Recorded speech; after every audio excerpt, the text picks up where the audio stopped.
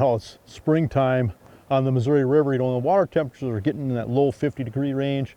Fish are starting to dump their eggs, but you know, we just got out here late in the day, and to me this is such a magical place, magical time of the year.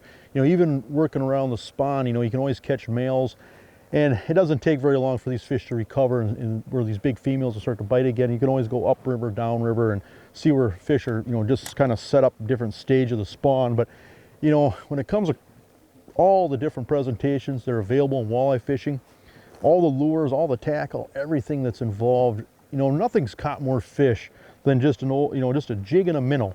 And goodness, I mean, we've caught a handful of fish here tonight. I've got just a nice limit of fish in the live well. I mean, just, you know, river's just full of eaters like this. And, you know, for just catching fish, especially, it doesn't matter if you're on the Missouri River here, if you're in northern Iowa, Minnesota, Wisconsin, especially early in the year, a jig and a minnow is tough to beat. Now, there's a lot of different ways you can do this. I'm not saying that there's a right or wrong. You know, leave your comments below as far as what your opinion is. I'd, you know, love to hear what other anglers are doing. But when it comes to live bait, when it comes to a jig and a minnow, I'm a big fan of 6-pound monofilament. I'm just using the strand in the blue box.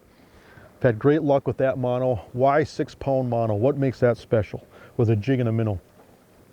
You know, a lot of times when you're fishing a jig, you know, especially if the bite's just off a little bit where they're just not jumping on plastics, the fish will grab onto that minnow and it's like they can just munch on it and suck it in without feeling you, okay? Where the thing with braided line is there's a lot of sensitivity where you can feel everything, but you got to remember that the fish can also feel you, and sometimes they just spit out live bait.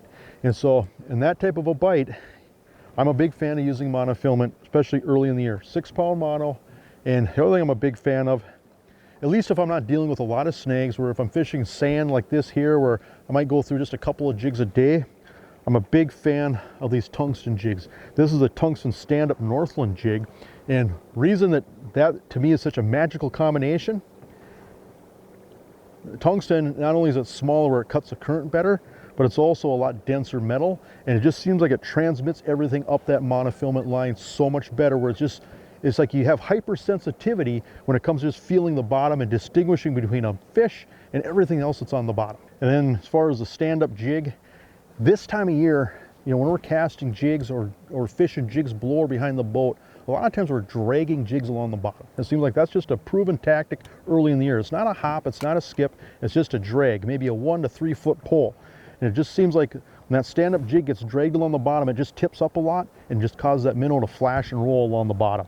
And so just a deadly setup. It catches a lot of fish each spring. Don't overthink it.